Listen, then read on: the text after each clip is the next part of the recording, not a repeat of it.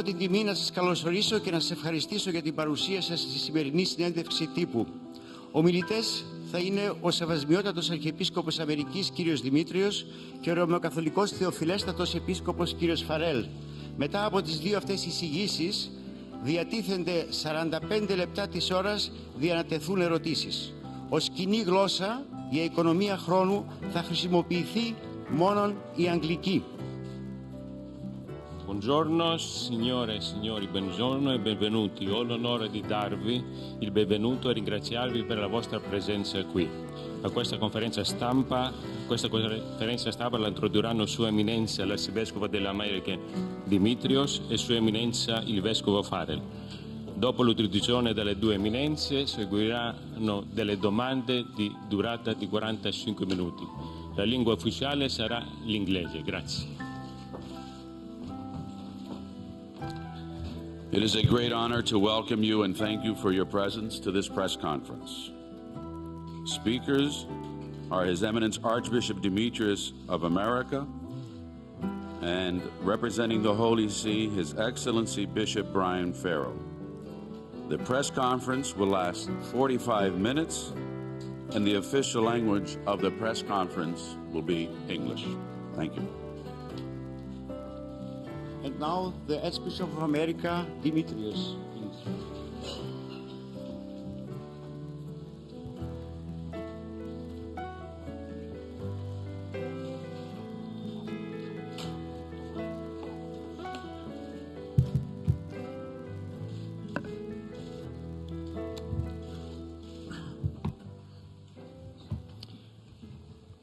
Your Grace, Bishop Brian, Reverend Fathers, dear members of the press,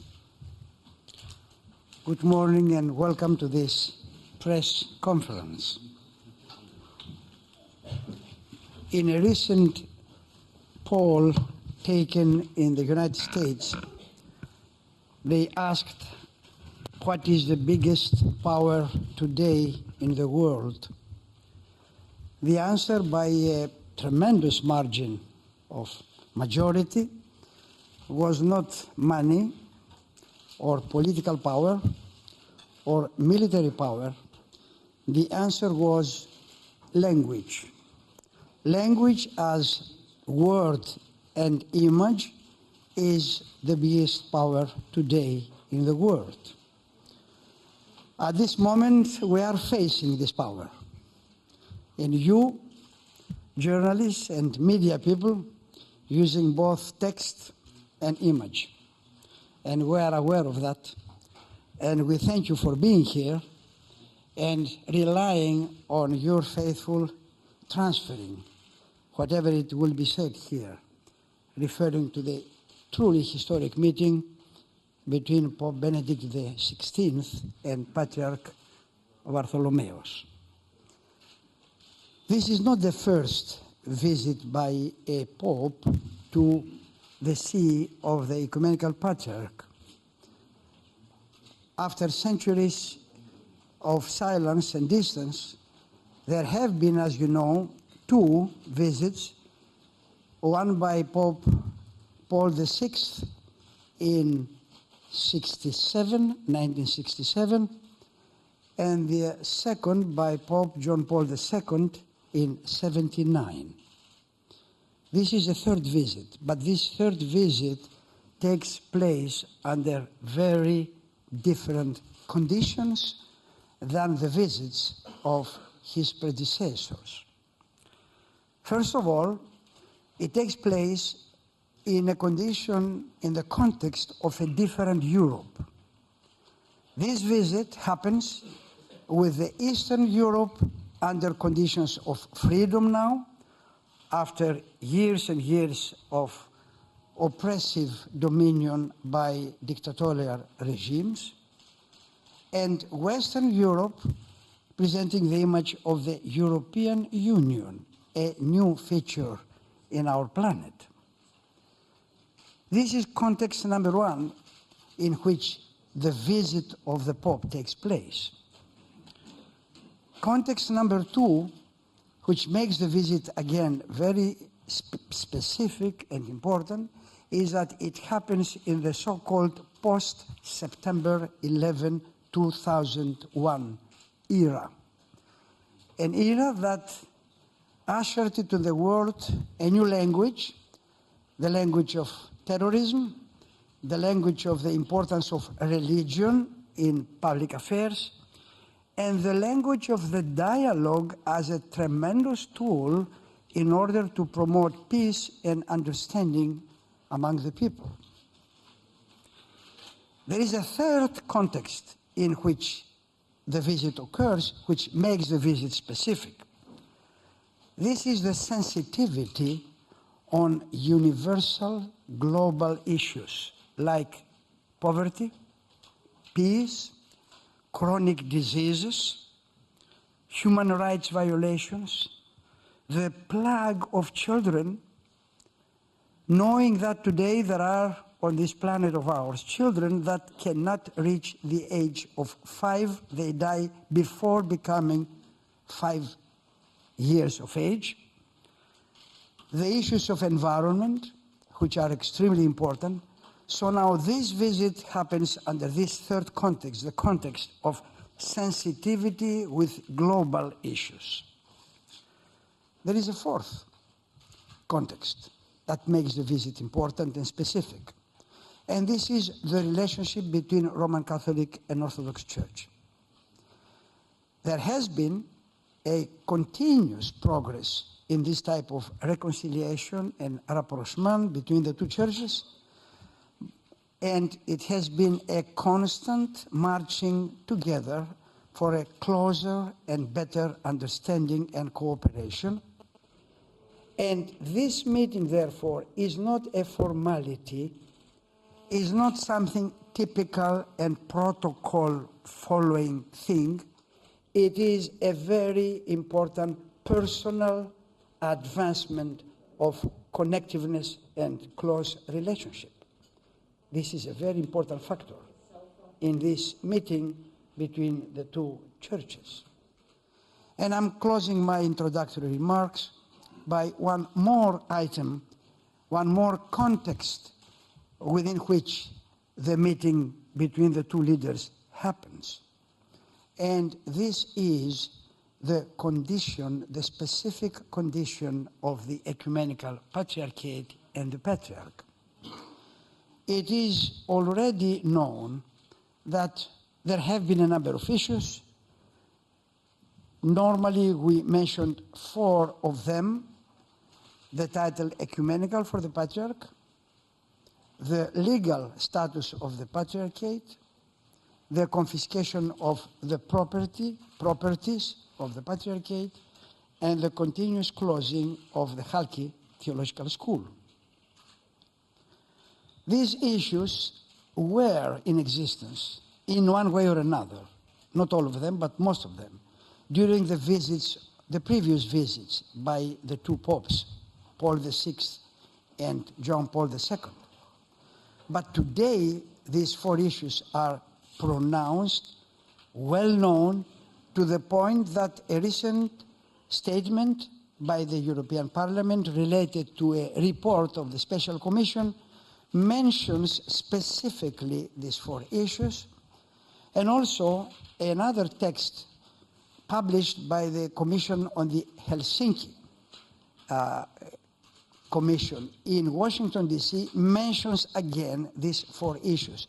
So today, the meeting between the 2 heads of the churches is happening with the full knowledge of the 4 basic issues that constitute difficulties, to say the least, for our Ecumenical Patriarchate, are publicly, internationally known and supported. Therefore, it is hoped, if not expected, that the meeting between the Pope and the Patriarch in the days to follow will advance the solution, the proper solution to these issues.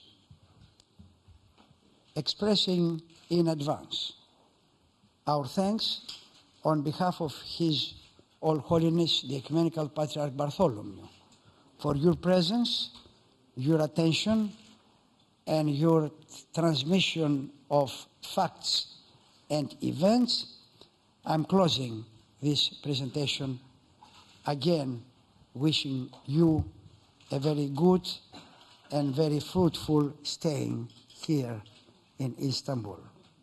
Thank you, ladies and gentlemen of the press.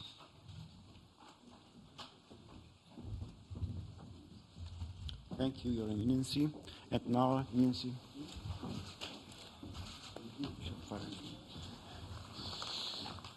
Thank you all very much for being here, and thank you for the attention you may give to what we have to say. I wish to thank His Eminence for what he has just said. I agree completely, so my remarks will be very limited.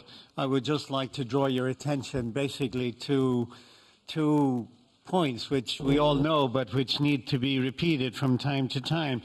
And it is that we should see the visit of Pope Benedict to Patriarch, the Ecumenical Patriarch, in a wide context. It is in the framework of continuing efforts to heal the divisions between the churches of East and West that we have to see this visit. And this means 2 things.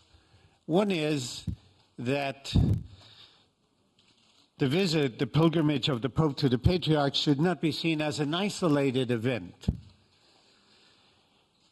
almost as if it were a novelty separated from the rest of our history.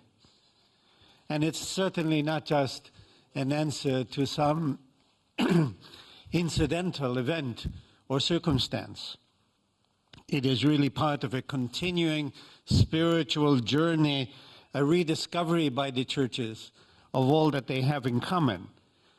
We have a heritage of 1,000 years in common, and therefore we have many shared responsibilities in the service of the human family. So remember, before the separation between East and West, the sharing of a common heritage had many given ways of showing itself. And we have the historical records of letters and visits between the heads of the churches, the sending of legations and delegations, celebrations of synods and meetings of all kinds. And today, we are in the process of reestablishing these forms of interaction and mutual recognition. So I would hope that you would see the visit between the heads of the churches as part of an ongoing process and not just something in itself to happen today and to be over.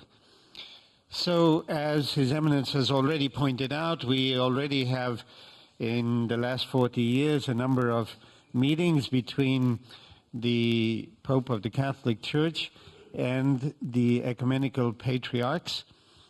And I think that it's appropriate that Pope Benedict's first visit to the head of a church, he has been Pope now for about 18 months, I think, or 19 months, is a confirmation, therefore, of the fact that Catholics and Orthodox are committed to the goal of unity and diversity. Each of us keeping all our traditional riches, distinct historical, theological, and spiritual development, and so on. This visit, therefore, is all about the healing of memories of past offenses and building bridges of understanding. Now, there was a second point I said, and that is that we should keep in mind that the special role that the Ecumenical Patriarch has within the Orthodox world, and he is the point of reference, therefore, for the unity and witness and pastoral service of the Orthodox churches, and therefore it's right that the Pope make his first visit to a head of state right here in ancient Constantinople. We will continue to try to find the ways forward, to find the ideas and above all the contacts that will help us to heal memories of the past, which we all carry as a burden and we will try to discover the ways in which we can work together in a world that needs a common witness of faith and service, a common witness in the face of so many needs of the human family. So I thank you all for being here, and I'm ready to try to answer your questions. And I, above all, hope that we will all understand the positive nature of the encounter, the meeting between these two heads of the churches. Thank you. Thank you very much. And now the question, please. We have here 4 microphones. Yes, microphone number 4. Your name, please. Doreen Jones, Deutsche Welle Radio. This is a question for Archbishop Brian Farrell. It's on the microphone.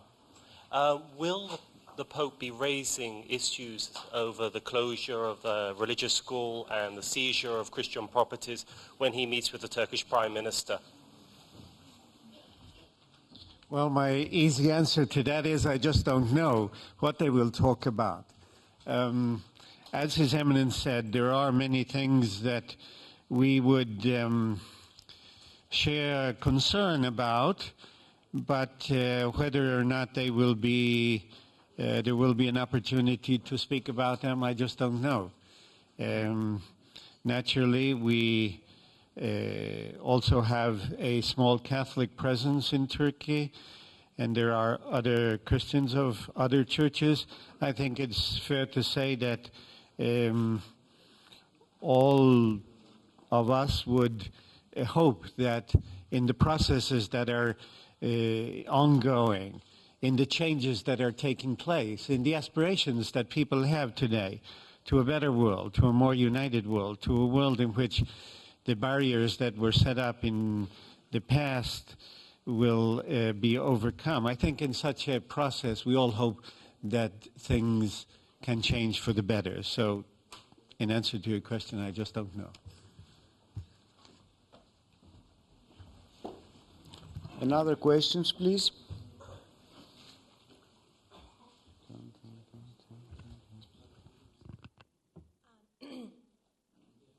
I have a question. Hi. Along those lines, as a follow-up question to... Oh, I'm sorry. My name is Ayla Jean-Yakli. I'm a reporter with Bloomberg News here in Istanbul. And as a follow, I have 2 questions. The first being a follow-up to the previous question that was specific about the seminary. Will... I wanted to ask the Bishop Farrell whether he felt that this visit, in a way, would help change or elevate the status of the Patriarch here in Istanbul. That was one of the 4 issues that Archbishop Demetrius mentioned. And my second one was, this is, visit is maybe primarily about bridging the differences between the Orthodox and Catholic Church, but what about, excuse me, the differences between the Christian world and the Islamic world? Is the Pope's visit here also comprising that? Well, I don't think, the first question, I don't think that the status or the role of the Ecumenical Patriarch will depend on this visit. I mean, he has it himself. This is a traditional role in the life of the Church, of the churches, and so it's not. And I mean, we're talking here about the continuation of visits that have happened in the past, so it's not, as I said at the beginning, something that we should see as if it were either the first time or something isolated and separate from the rest of all the processes that go on to bring the churches closer together. The second question, of course, His Holiness Pope Benedict is, as you all know, he's a man of gentle heart and is one of the most peaceful and serene people that you would wish to meet. And he is a man of peace in every sense, and he hopes that his words will always be understood as an invitation to go ahead, to go further in a true dialogue between religions, between all religions, so that religion will do what it should do, and that is to serve the well-being of the human family. Now, we all admit that we have had a past down the centuries that has been marred by so many conflicts, and so many memories are still very much alive in our hearts. But we realize that history moves on. We realize that we are living a very wonderful opportunity to take a new course and to start speaking to each other with the kind of respect and understanding that will lead us to cooperation. We want to do that. That is what is in the heart of Pope Benedict. And when he speaks about dialogue and cooperation between religions, that is what he means. Thank you.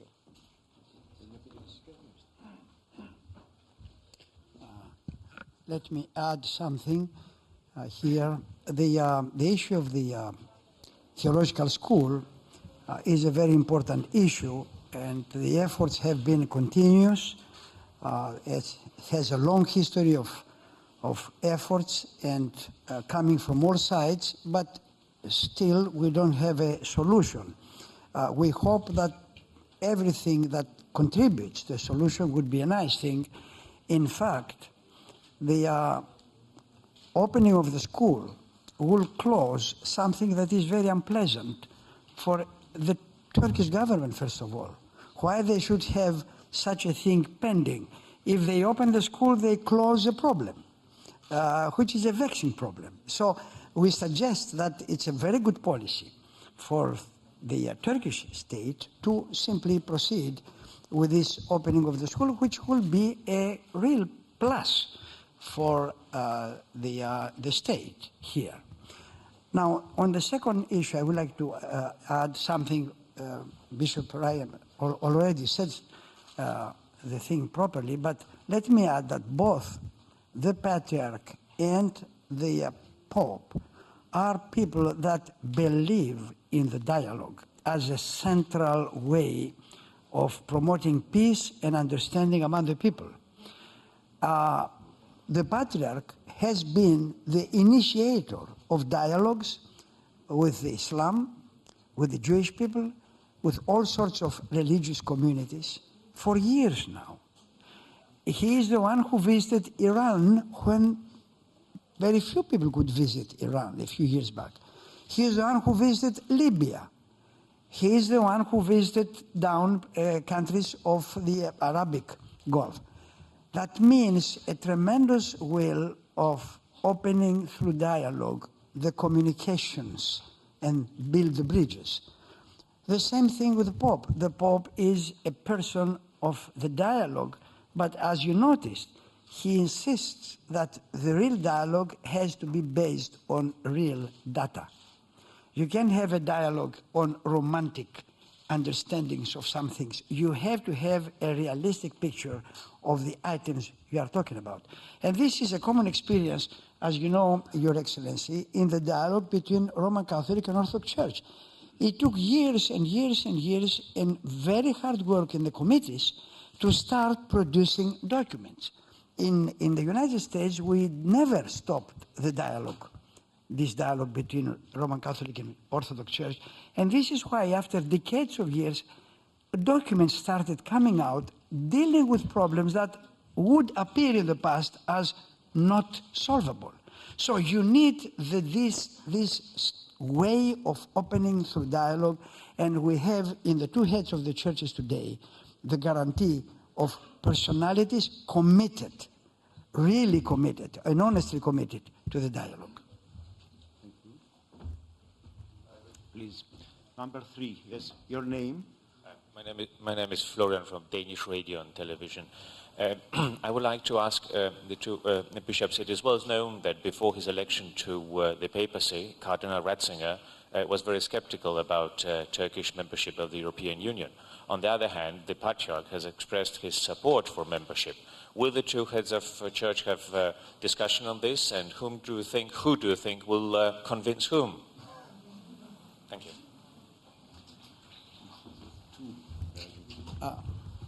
Thank you for the question. It's a very reasonable and expected question. we don't know really, as I would like to repeat what Bishop Brian said before, we don't know really what would be the specifics of the discussion between the two leaders of the church. But one could expect that this will be an issue because it's important. It's very important. On the part of the Ecumenical Patriarch, it's important to see the Turkey having an accession to the European Union. This is why he has been fervently advocating this admission to the European Union. In fact, he has been accused by some people that he is going too far. But the Patriarch was undaunted in insisting that it's an important thing to have Turkey become at some time a member of the European Union, because it would be extremely profitable for all parties involved in this accession. The Pope, on the other hand, has some strong ideas, has expressed ideas, but he is always basically concerned with the condition in Europe being a condition that will increase the possibilities of all the people that are living in or in the vicinity of Europe. So it's a very strong point in the thinking of Pope Benedict, the point of securing what is the best in this instance for the parties involved. Therefore, it's expected, I think, again, it is a speculation on my part, but it's expected that the accession of Turkey to the European Union is a subject that will be touched upon in the coming visit. Well, neither do I know if they will specifically have this conversation that you ask about, but I am certainly sure that they are both very much aware of this wider discussion and the processes that are going on. And I'm sure that it would be quite natural for them to have a conversation about that. Now, about Pope Benedict and his views, well, you understand that in our church there are all kinds of people with all kinds of views, and they are very likely to express them. But when a man becomes the Pope, well, he has to be the father of the whole church, and therefore it's in a sense expected, and it happens that his personal views recede into the background. And what he does is he tries to have that universal vision which takes in the whole of the panorama of humanity, and that therefore is a very different outlook on things, brings him a very different outlook on things. I would say that just to point out, the views, I mean, people ask constantly about what is the view of the Vatican or of the Holy See on the accession of Turkey. Well, there is no view, in the sense that we are a church. We are not a political body, and certainly the Vatican is not a state in the ordinary sense of the word. We are not a member of the European Community. They will not ask. So we will be happy to watch the process as it goes along. We believe in Europe. We believe in a Europe that is based on certain common standards and on certain goals, which can be met by many peoples. And therefore we are happy when these standards and goals are met, and when new peoples come into the community, which is meant to be a community against all that was in the past of conflict and rivalry, a community of peace and harmony and cooperation.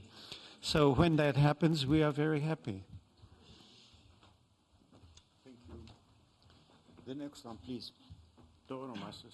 This is a question for Bishop Farrell, but also for Archbishop Demetrius, if he wishes to answer. George, your name? George Gilson, Athens News. I'd like to ask about the ongoing theological dialogue between the Eastern Orthodox Church and the Roman Catholic Church, which resumed in September in Belgrade.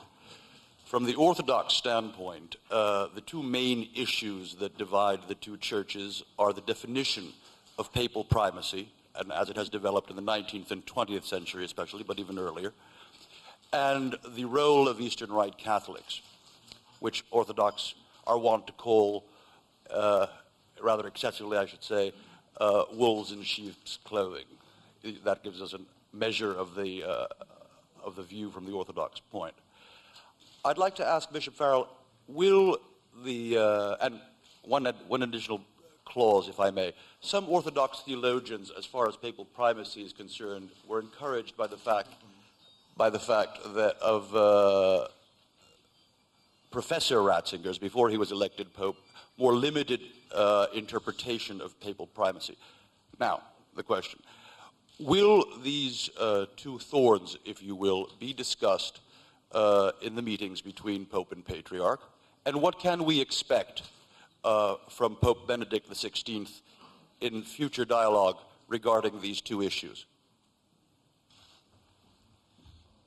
Well, this is a rather wide question, but I can try to briefly say this. Yes, the 2 points that you have mentioned are very much a part of the theological dialogue. They are central to the process that we now have going, which had its plenary assembly and meeting in Belgrade recently in September. Now, the good thing is that we have found a framework, a theological framework in which to deal with these questions. You can't deal with these questions in isolation from the rest of it. You have to ask yourself, what is the church? What is its purpose? How should it be structured? What are the rules that govern it? And then within that context, you fit the specific question of the primacy of the Bishop of Rome, and you fit any other particular questions that come from, as you mentioned, the life of the Eastern Catholic churches. All right. So we have grounded hope. We are sure that we will continue this dialogue. It will not be easy. It will not be a short dialogue. It will not happen this week or next year. It needs a long period of reflection. We have been growing apart for so long that we will need some time to learn to understand what we see in each other. But I do not doubt that we are on a good track and that we will be able to meet these questions. Now, whether or not the Pope and the Patriarch will speak about, I think this is the background to everything that they speak about, because this is at the heart of what this whole meeting is about. As I said before, and as His Eminence has stated, this is a meeting of the heads of churches on a journey, searching for that unity that we had before we broke. And therefore, all of these things form the framework for everything that they will do and say in these days. So I hope that answers your question.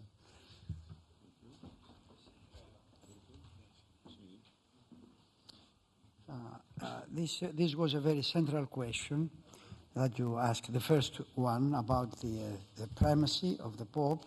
You could add to that the infallibility of the Pope as an additional item that was result basically of Vatican I in 1854. Now, this is a serious issue, Mr. Wilson, that you raised, a very serious issue. As Bishop Ryan said, it's not something that could be resolved, let's say, in a very fast, quick way. It needs study, it needs to be placed within a proper ecclesiology, and from the Orthodox point of view, we have the conciliarity as the basic supreme authority in the church versus one person, let's say. So there are issues that are related to the central issue of the primacy of the Pope, and We need to study them carefully, but I think there is a will and there is a possibility through very careful, very thorough work to reach points that will offer solutions that are viable and acceptable. I think the second question pertained to the uniate problem. Is that you raised? Yeah, the uniate question is a thorn, as you mentioned it, in the flesh of the church, because it's a difficulty. It's something that relates to a considerable population, mostly in Ukraine. Also, there is a part in Transylvania, which is part of Romania, and there are also communities in the Middle East, Lebanon, Syria, and there are even some communities in the United States. And there is a very small amount of uniates in Greece too. So there are these communities, and it's a peculiar phenomenon because they follow the Orthodox Byzantine, they say, rite. They recognize the authority of the Pope as the supreme authority, but otherwise they follow the Orthodox practice in terms of liturgical and other issues, even to the point of having married clergy, which is a totally unusual thing for the normal Roman Catholic Church. So it's a phenomenon that was produced some centuries ago.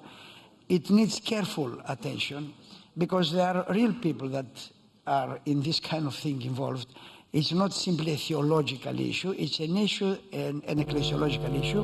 It's an issue that involves populations, and we have to be careful and pastoral with the people. We cannot just deal easily and somehow try to eliminate quickly things that need much more sensitive and careful handling. So that's the point.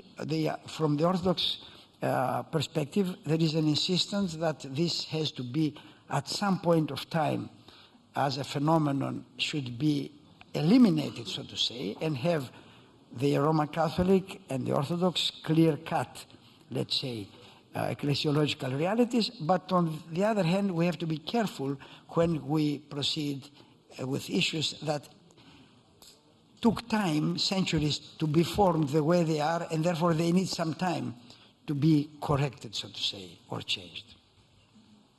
Thank you. Yeah, please. Your name, please. Nicholas Vafiadis from Antenna TV in Greece. Your Eminence, to Archbishop Dimitrios, you mentioned in your opening remarks that there is the problem of the ecumenical character of the Patriarchate and also the legal status. What difficulties has this problem created to the preparation of this visit by the Pope? We even heard that this very press center had problems, like one of its banners been raised by the authorities, etc. So what are the problems related to these discrepancies? And to Bishop Farrell, if I may ask, this papal visit takes place at least for a part of the Turkish society, in a hostile environment. We had demonstrations in the streets. We even had one in Hagia Sophia. We have had statements by many parts of the society. What is the message that the Pope brings to those who are hostile from the Turkish society and indeed throughout the Muslim world to this visit? Thank you, Mr. Vafiadis, for the question. The title Ecumenical for the Patriarch has been a title that accompanies the Patriarch for 15 centuries. Is not a 20th century invention or anything arbitrarily attached to the Patriarch. It has been a very, very old title because it corresponded to the nature of the Patriarchate. Remember that at the time of Justinian, the emperor who built St. Sophia, the Byzantine Empire was covering what today is the Balkans, covering the whole of the Balkans, the whole of Asia Minor, the whole of the way down from Asia Minor to Egypt, Syria, Lebanon, Israel, Jordan, the whole of Egypt, the whole of Libya, even up to Algiers, and across parts of Southern Europe. It was an ecumenical, real ecumenical kind of position. And since then, it has been a title of the Patriarchate. So the Turkish government doesn't want to recognize this. They insist that the Patriarch is the bishop of the specific congregation residing in Istanbul. So here you have this problem, because universally and in all occasions, when the Patriarch goes to Europe, any place in Europe, European Parliament, visiting European countries, when he comes to the United States, I've been present, he has been with the president there, with the presidents, 3 or 4 of them, with the ministers of foreign affairs. It has been always ecumenical patriarch. And here, when even there are embassies or other entities issue invitations related to the Patriarch, they mention Ecumenical Patriarch. But there is a difficulty on the part of the Turkish government to accept and recognize this kind of thing. And therefore, whenever the title appears, there is a reaction to that kind of thing.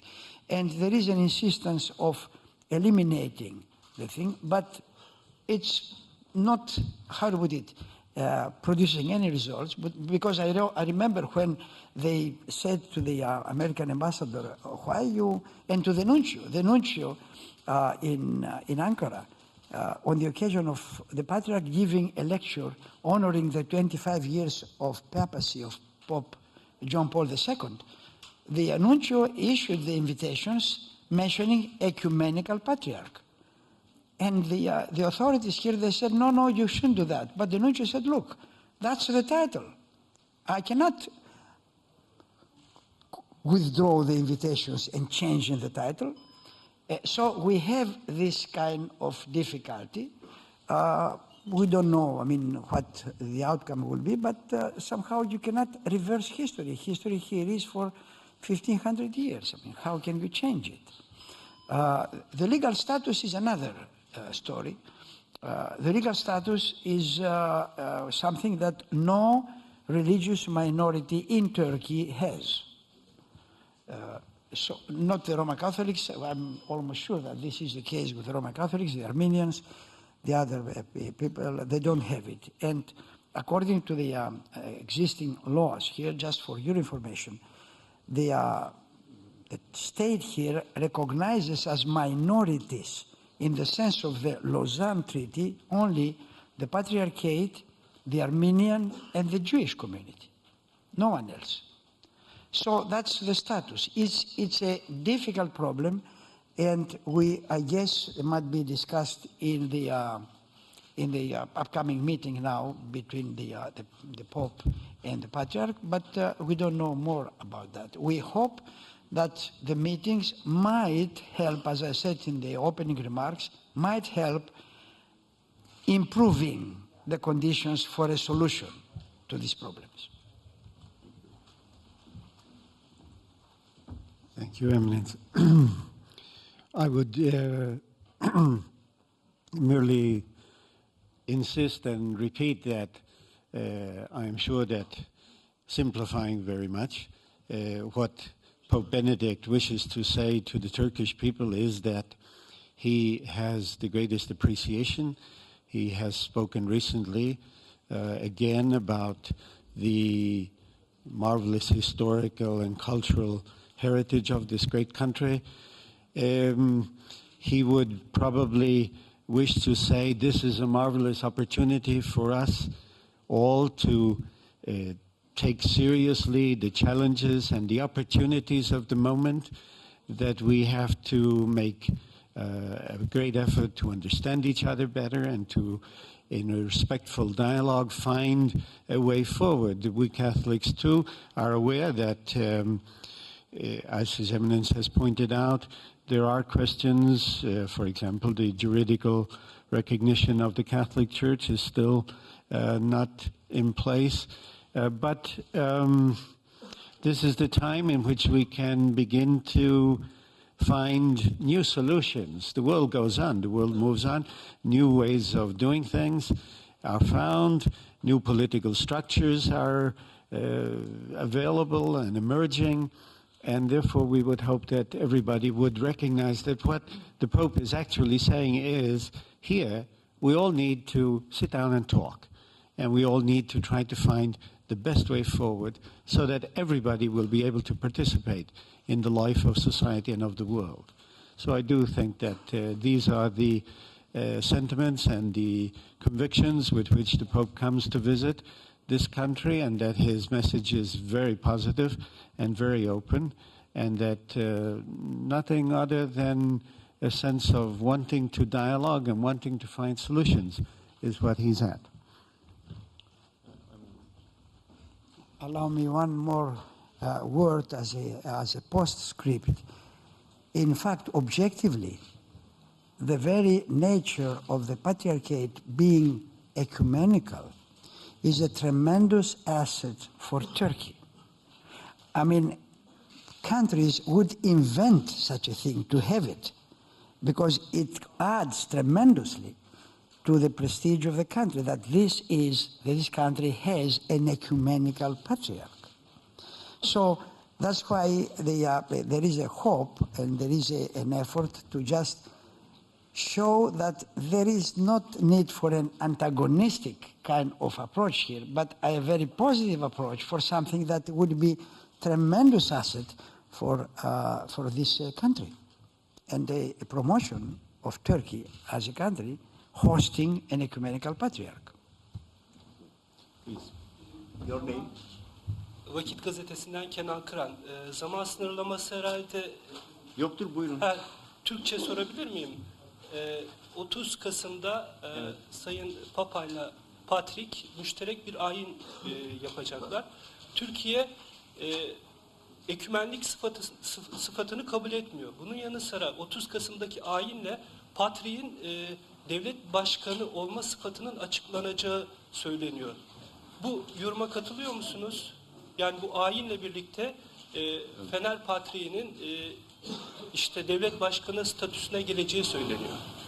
Μεταφράσει λέει ότι στις 30 Νοεμβρίου θα γίνει μία ακολουθία στο Πατριαρχείο, της οποίας στο πέρας θα γίνει γνωστό ότι ο Οικουμενικός Πατριάρχης είναι αρχηγός κράτους. Αγγλικά η απάντηση. Yeah. Well, let me. Let me translate from the Greek to English for the other people, so that your question would be known to everyone. The question has to do about a rumor that at the end of the liturgy, the service in the Church of St. George on November 30th, in the morning, it will be a liturgy there in the church on the occasion of St. Andrew's feast, that it will be a proclamation by the Patriarch that the Patriarch is now some sort of a head of a state. I would like to answer emphatically, there is no such a thing, even not as fact, even as a thought. There is no way that this thing could ever happen. Cevabını aldınız mı? Bakın, Ortodoks Kilisesi'nde bir kilisenin veya bir kilise kurumunun devlet olma imkanı Kitab-ı Mukaddes'ten çıkan bilgiye göre mümkün değildir. Bunu bu şekilde kabul etmek lazımdır ve bu şekilde bu konu burada bitmiş oluyor.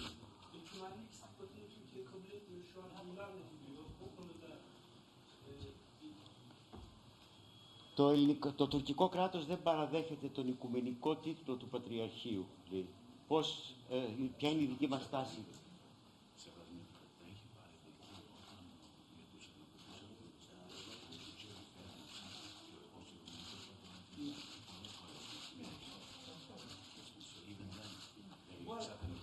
Anyhow, the title ecumenical has nothing to do with any state position. It has to do with a spiritual function. He is ecumenical in the sense that his spiritual authority extends beyond Turkey. I am Archbishop of the Orthodox Church, Greek Orthodox Church in America. I am under the Orthodox Patriarch. In that sense, the Patriarch is Ecumenical Patriarch because America is outside of Turkey. The Patriarch is a Patriarch also of the Orthodox Church in England, France, Italy, Germany, Scandinavia. So it's not limited as spiritual authority and administrative authority is not limited to Turkey. He is ecumenical because of the spiritual authority over and outside of Turkey. This has nothing to do with state authority. It's spiritual, ecclesiastical authority as it happened throughout the centuries. It's not a new thing. Bu ekumenik kelimesini doğru anlamak lazımdır. Türkiye Cumhuriyeti hükümeti bunu kabul etmiyor fakat bunu izah etmeye çalışıyoruz. Mesela biraz evvel konuşan Başepiskopos dedi ki ben Amerika Ortodoks Kilisesi'nin Patrikhane'ye bağlı olan kilisenin başepiskoposuyum. Fransa'da, İngiltere'de veya Türkiye'nin dışında Patrikhane'ye bağlı bir sürü metropolitlikler vardır. Bu metropolitlikler kilisesel bir konudur. Yani bu kiliseler buraya bağlıdır. Bu demektir ki bu Patrikhane'nin Türkiye Cumhuriyeti toprakları dışında dini vazifeleri vardır. Bu vazifeleri de ünvanı veya adı ekumeniktir. Mana budur.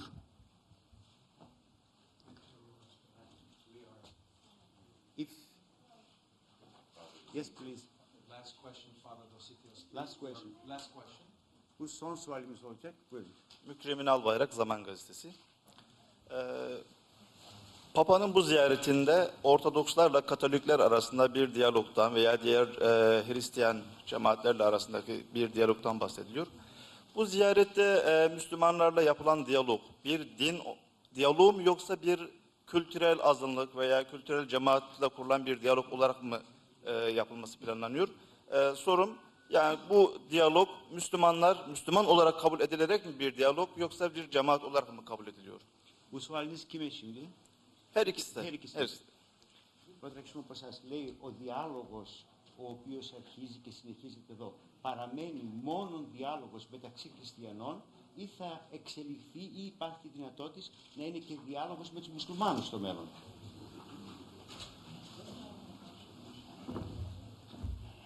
Thank you for the question. The dialogue that is related to the visit of Pope Benedict to the Patriarch these days is, as Bishop Brian said before, is part of a continuous dialogue that has started many, many years ago. So it's on a developing line, a part of a long series of dialogues. Now, parallel to that dialogue, it has been a dialogue involving Christians and Muslims, and also Christians and Jews. Now, let me give you an example.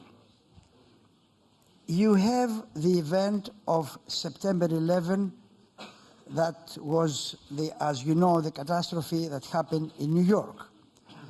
In December, 2 months later of the same year, the Patriarch, in conjunction with the Commissioner of the European Union, Mr. Prodi, organized a dialogue in Brussels with participation of Christians, Muslims, and Jews.